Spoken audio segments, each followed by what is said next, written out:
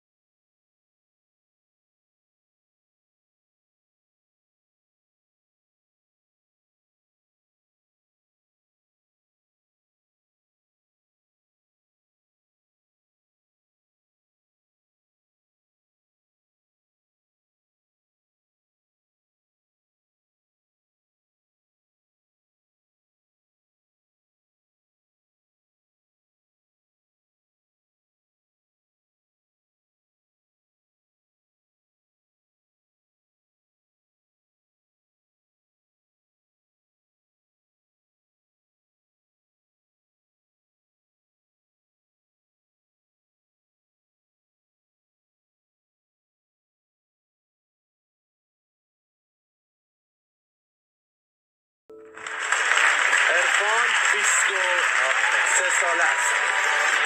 این پارسال که اومد 22 سالش بود، الان شده 23 سالش. از پارسال 22 سالش بوده، امسال پسرمی. خیلی عالی خوندیشون و بسیار لذت بردیم از این. عرفان یک پدیده است و بسیارم قشنگ خوندیشون و منو برد تو حس و حال واقعا قدیم ترا. البته زیادم از اون تاریخ نمیگذره، ولی من پیشنهاد میکنم که شما حتما این آهنگ رو گوش بدید و لذت ببرید از این آهنگ بسیار عالی و خوبیه. این آهنگ توسط عرفان طهماسبی برای شما خونده شد و من هم اونو برای شما گذاشتم که ببینید و لذت ببرید. من که خودم بسیار لذت بردم از این آهنگ. خب تا آهنگ بعدی من شما رو به درود خدا می سپارم و امیدوارم که آهنگ بعدیمونم با هم دیگه لذت ببریم و گوش کنیم. ما در اینجا آهنگای مختلفی رو برای شما اجرا میکنیم، یعنی من که نه، ولی من برای شما در اینجا پخش میکنم که شما آشنا بشید با خواننده های فارسی زبان که این خواننده ها واقعا استعدادهای نابی هستن و صدای بسیار عالی و خوبی دارن. امیدوارم که شما لذت برده باشید. تا آهنگ بعدی شما رو به خدا میسپارم. خدا نگهدارتون.